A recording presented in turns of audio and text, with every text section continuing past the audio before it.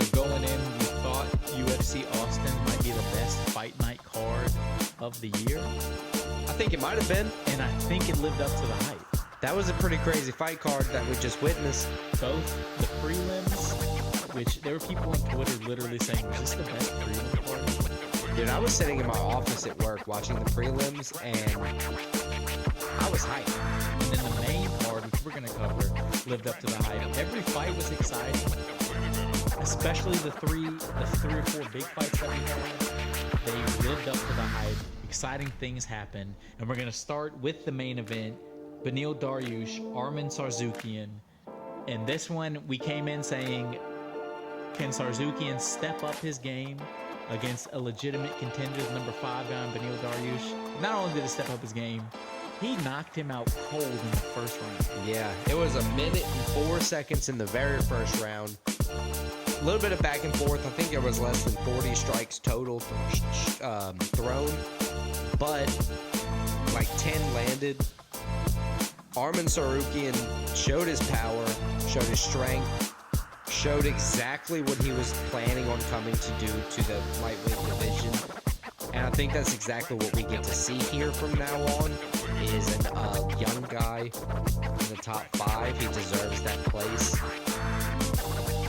I don't know who he fights next, but it was a great showing. Not much to report, not much to cover on the fight other than, I mean, what had happened in under 2 minutes? And, I mean, it looked like he hit him with a knee, and that's what did it. But when they slowed it down, he barely hit Beniel with the knee, but Beniel did not see the hook coming, and it hit him right on the chin at the same time. Before commentators even said it was before his knee, the foot that he threw the knee on touched the ground. Right, he knocked him out with his hand. He generated and that then much got a power. few good shots on the ground. Beniel stayed on the ground for a long time. I think Arman, outside chance his next fight is a title shot. Like, it wouldn't be out of the question. But I think he probably has one more fight. Question is who? Because he beat number 5 guy, Beniel. He was number 5, right? Yeah, Beniel was number 5 because Chandler's... Any of the top 4... Beniel was 4 because Chandler's 5. Any of the top 4 is hard to get a fight with right now, just because they're either vets like Gaethje and... right. I mean, the top Poirier, 5 consist of... They're not going to fight a guy like Arman unless it's for the belt. Or it's Islam. Who's he going to fight next? Oliveira. That's supposed to be the next fight. Michael Chandler's supposed to fight Conor McGregor. So it will be interesting. He might have to... He didn't seem like the type of guy to me that's going to take a lower opponent after this. Is he automatically just the new gatekeeper of the lightweight division? No, because I think a gatekeeper you've had to have already tried for or the title. Or is it Jalin Turner? Jalin Turner got not surprise, but a quick victory over Bobby Green in the lightweight division. So yeah, but Jalin, I don't know if he's up there yet. Arman, I think he's sniffing a title shot. Not saying it's next, but it's coming in the future, especially one more win. One more win, I think, would jump him in front of another guy, because the other guys are content waiting for a title shot. They kind of done what they needed to do to deserve it in their minds, so they're okay kind of sitting around waiting, for that title shot to present itself to them. And jumping to the co-main, you just mentioned it. Jalin Turner, Bobby Green, a lot like the first fight we just covered, the main event. Jalin Turner caught Bobby Green in the first round, got the knockout. 3 knockouts, if you I think this might be, Dana White said it, I saw it all over Twitter as well, might be one of the worst stoppages in UFC history we've ever seen. Not because it was too early, like is usually the case. As you said, Bobby Green might have got knocked out 3 different times in this sequence. Before all that, it could have been stopped 15 seconds before it got stopped. It would very have been well legitimate. But before the rock or the stoppage or the knock, anything like that, it was a good start to the round by both fighters. They decided not to touch gloves. It looked like it was going to be a striking forward match. Both guys with length, kind of keeping each other at bay. They're both crafty vets. Bobby Green has length for 155, but Jalin Turner 6'3". Exactly. You're not going to outlength him. Bobby Green just got caught. That simple as it was, he kind of got caught and had that delayed He got hit wobble on the back effect. of the head, got the wobble. He couldn't even, tried to throw a punch and was like, oh, he's fucked up. Right. And as soon as that happened, Jalin Turner smelled the blood and attacked, dropped him immediately. And he looked like a you dead said, body out there. Ground and pound for a solid 15 seconds. I mean, he took some unnecessary shots to the head. Brutal, unnecessary shots to the head. The right should have been stopped. He even admitted it after, and he was upset about it, Dana White said. So, Question for you. I know this loss, a quick loss like this to a talented person like Jalin Turner doesn't take a lot away from Bobby Green. Yeah, but we're Bobby not Green worried was about never him. a contender in this division. And He we're was just also an not exciting worried guy about to him fight. today because he Watch. lost. We're talking about Jalin Turner. He got called out by Renato Moicano. I don't think he wants that fight. Other I think people Jalin Turner's around, number 9. right? Other people around his ranking would be somebody like Benoit Saint Denis, who. I don't think anybody wants to fight Benoit Saint Denis right now. Right. I think Benoit Saint Denis is actually ranked 10th at the moment. So that could be a matchup you gotta to make. give Jalin credit. He took this on short notice. He showed he's willing to fight anybody kind and of. knocked him out cold. Yeah. So 3 times. He showed he's willing to fight. So I don't want to say or maybe he doesn't want to fight Benoit, but I don't know if he's taking that Grant fight. Dawson off a loss. You know, Bobby still Green think lost to Grant Dawson. After a win like this, I think he's going to try to go for somebody higher ranked than him. Or maybe a Drew Dober who's off a win. You know, any of those guys. He's in got my some opinion. options. I think, Jalin Turner in the lightweight, not quite like we said, ready for a top 5 opponent, but definitely top 15. I think he's ready to take that next step. He's ranked 9 in his own right by beating Bobby Green. Give him a test. Don't put him up against a heavy wrestler. Put him up somebody with a mixed bag. Make him fight for it. Make him work. All right, so the next fight we're going to look at, while the first 2 had crazy knockouts and maybe were the best knockouts of the night, this might have been the fight of the night, the most impressive showing of the night. Rob Font versus Deiveson Figueiredo. Figueiredo moving up to 135. He was a killer at 125. He moved up to 135, and he kind of schooled Rob Font. Yeah, dude, 4 out of 7 takedowns. Very, very impressive. He was faster than Rob Font. He looked like his punches were hurting him.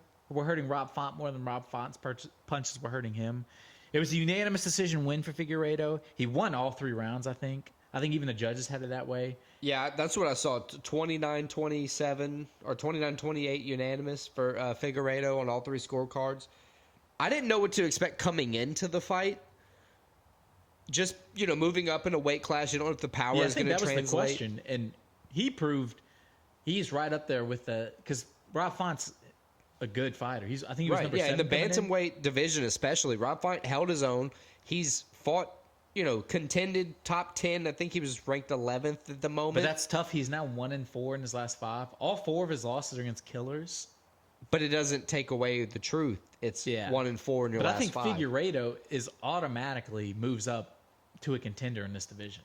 Yeah, I agree. He rallied especially late. As a former champ. Right. He rallied late, but it really showed that a 3-round fight, and it showed this for Font as well, but it showed that a 3-round fight for these type of guys, it doesn't really matter to them. They can go 5 rounds at any given point. They have the gas for it. So I think Figueiredo winning in the fashion that he did kind of sets him up to at least headline, a fight night in the future, so he can have that 5-round test to see if he can take it at bantamweight with that extra weight. Convert that power more, maybe get some more wrestling on the bags and see if he can go for a title shot in the future. Yeah, I think regardless, he's probably a win away from being a legit, he should fight for the title next at 135. And dude, it's starting to seem like every division in the UFC this past year, 2023 is almost in the bag. So every division the UFC has just started to kind of blow up. Everything's getting heated. Heavyweights stacked. There's not a lot of dominant champs right now. Right, and everybody's in contention. Belts are changing a lot right now. And it's exciting. The next one, we have Sean Brady versus Kelvin Gastelum. This was unfortunately maybe the most predictable fight of the card, and I like Kelvin Gastelum. We think he has the most raw talent. He just comes in with. But this time he came in. He was in shape. I was going to say with the most unfortunate circumstances. But Sean Brady just walked dominated forward. him on the ground. Walked forward and just dominated. That was exactly what I was going to say. Dominated him on the ground. It was one of those where you got to think, if you put yourself in Kelvin Gastelum's shoes, he's got to be thinking, what the fuck am I doing out here? Because he could not compete on the ground. It wasn't just that Sean Brady kind of beat him on the ground. Sean Brady schooled him on the ground and made him look like he didn't know what to do. He didn't know what he was doing out there. Right, and Gastelum has a wrestling background. He was the Arizona State high school champ. They said it during the broadcast. And it was Sean Brady was making him. Now, the only thing I really had to question coming into this fight was after Sean Brady's loss, dropping to 15-1, how do you respond to that? Well, he kind of showed you that, and he showed you during the fight, but then he also told you after the fight. He's coming in. He's going to start submitting people. He's going to start doing what he does. He's not worried about, what anybody wants him to fight like. Yeah, because they were booing him, and it was like... He's like, no, I don't care. I'm coming out, fight like me. That's why I got signed to the UFC. That's why I was 15-0 before my last fight. Right, coming out to do things like I'm not used to doing. Stick to the game plan. You get 15 victories in a row. I think now, being 16-1, he's going to stick to that word. I think he's going to continue to just submit people. All right, the next fight, Clay Guida, the vet. I think he's 41, 42 years old. He turns 42 in like 3 days on December 8th. Taking on Joaquim Silva. Is that his first name? Joaquim Silva. Or they call him Joaquim. Joaquim Silva. Joaquim Silva. This was a fight. It was a fun fight to watch. Silva kind of beat Clay Guida up in the first round. Clay Guida showed his toughness, took the second round, and then it came down to the third round where I think Silva was just a little bit better. But Clay Guida, he didn't show, despite being that old, the age thing, he didn't show his age in this fight. Yeah, I mean, he did get damaged. He got, I wouldn't say, heavily rocked. Well, I mean, he did get rocked once. He kind of got heavily rocked once. But he recovered well, and he recovered quick. At 41 years old. He recovered and then won the next round. Right. I mean, Silva has a striking power to knock anybody out, but he couldn't put away Guida. Guida is, as always, the typical aggressor that we've always seen. They say the chin's the first to go. If you're a vet, that's the old saying, and obviously his chin is not gone. No, I mean, if that's the first to go, he's got 3-4 more years at least. Yeah. It's crazy. Clay Guida did great in this fight. He pushed forward the entire time. It just wasn't enough for Joaquim Silva. It was a striking masterclass, in my opinion. He dodged. He didn't get baited into Guida's attempts to kind of make a mistake, if you will. I don't know. He just did what he needed to do in every round. Even when he lost a round, the losing was a last-ditch effort for Guida to win. So, with all that, I agree with the unanimous decision, 29-28, I believe it was, on all the judges' scorecards. Yeah, I think it was first round Silva, second round Guida, third round Silva. Right, yeah. And then opening UFC Austin's main card, we had Punahele Soriano versus Dustin Stoltzfus. This was another interesting one. It was a opening card upset. I like these. A guy that doesn't normally get submission victories got a submission victory. And it was honestly, for Stoltzfus, this saved his UFC career getting this win. It saved his career. It was two guys kind of, on different tracks. Or not really on different tracks, but it kind of decided what direction they were going, in a sense. Well, I mean, Soriano came in 3-3 in the UFC. Stoltzfus 1-4. So Stoltzfus definitely needed this. He needed the win more, for sure. Soriano isn't looking pretty either. I mean, 3-4 in the UFC is not great to have either.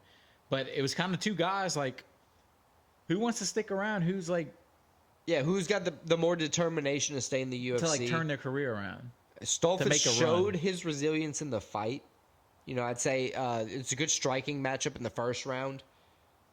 Both people got damaged early, but I think the damage kind of weared on Punahele in the first, carrying over to the second round, where he was able to, or Stoltzfus was able to bring the fight to the ground and then get the submission, which, like I said, rare submission by Stoltzfus, but, he needed it. So yes, overall, a very good performance from him. And very good fight card. Very good fight card. I think we enjoyed this one. It was exciting. Every fight showed something a little different. And thank God, I mean, the crowd makes a difference too. Yeah, having a big UFC crowd anywhere you go is... Especially a place that doesn't get it a lot. Moody Center in Austin was electric. For the prelims, it was still full. It's great. And we only have one more fight night for the whole year, so that's exciting in its own right.